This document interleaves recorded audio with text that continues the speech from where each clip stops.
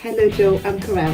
What is the one thing in the last 20 years that you really think changed the game, enhancing performance in regards to nutrition? When I first started doing this, I'm going back to the 19 late 1950s. It's when I first started as an athlete myself, and at that time, nutrition was not even talked about, but we all did basically the same thing. We ate before competition early in the day.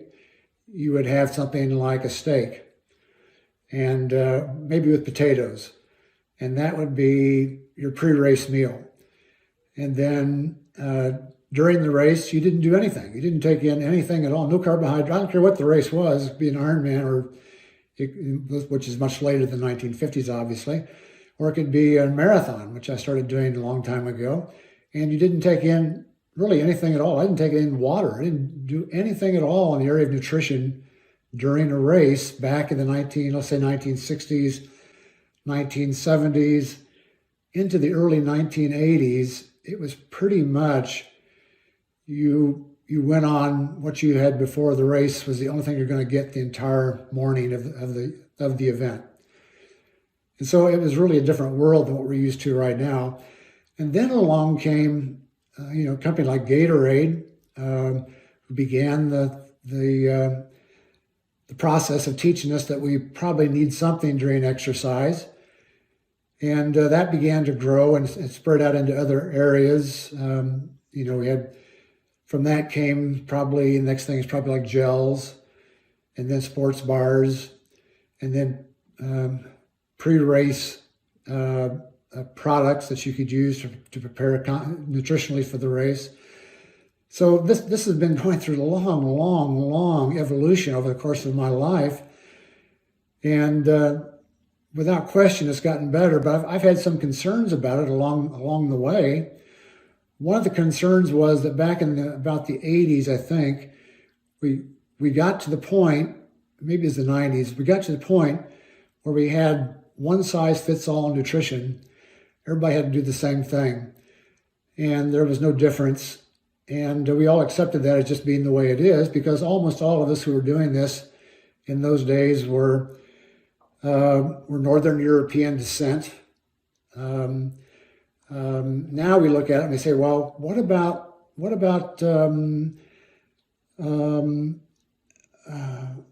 athletes from other nations, like let's say Africa, or let's say Australian Aborigines, or let's say Eskimos. They've not grown up on the same diet that we Europeans have been eating for a few centuries. So consequently, they're not really prepared for these types of things that we eat. But at that point, we weren't ready to make that distinction. Everybody had to eat the same thing because this has been shown in the research. Research, of course, using mostly males, mostly Anglos, mostly Northern Europeans, with a pretty good background in sport. Those were the subjects, usually young people, usually college-age people. Those are the people the studies were based on, and for them, this worked. It was obvious it was going to work for them because it was designed for them. But then we started bringing in people from other continents with other backgrounds, and that began to raise questions. And I'm afraid it took nutrition, the science of nutrition, a long time to catch up with that. That everybody cannot eat the same thing. That we've got these differences in the ways our ancestors ate and passed it on to us. If you take, for example, an American Indian and take them into a situation where they have to eat a high carbohydrate diet and lots of sugar, lots of starch, we know what's going to happen to them. They're going to become diabetic over time. We see it happen all the time. They become obese, they become diabetic, and it's not the sort of thing they should be eating. It may work great for somebody from Germany, but doesn't work great for an American Indian, Native American. So the thing has become much more complicated. It used to be when somebody asked me, what should I eat during a race? It was a very easy answer. I could just, pull up almost anything there was on the web or in a book and show it to them, and it was fine. And then I began to realize, gosh, you know, people are now asking me who've got different backgrounds. Somebody from, you know, from one of these other places I mentioned, a different background. What should I tell them to eat? And it became much more complicated, and still is to this day. So I've gotten to the point now where I really don't answer that question. If somebody asks me, what should I eat in a race? I refer them to somebody who's a nutritionist, because it's way too complicated for me anymore than what it used to be. It's no more steak and potatoes before the race and water only. Well, you can tell them that. That is not the way you do it.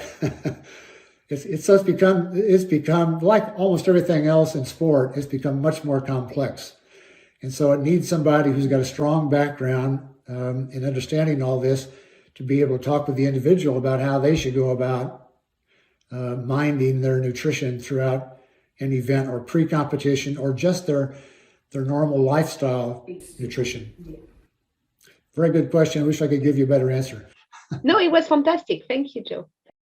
Hey everybody, thanks for watching. It was a real privilege to speak to Joe Friel, such a pioneer in the sport. He's seen it since the very beginning. So I've got a whole playlist of videos from Joe right up here. Click on that to watch them. Also, I've got videos from other legends of the sport. People like Dan Emfield, Bob Babbitt, Tim Reed, Craig Alexander, Mark Allen, Dave Scott, Hunter Allen, Laura Siddle, so many. So please keep watching, like, subscribe, train hard, race happy, and see you on the next one.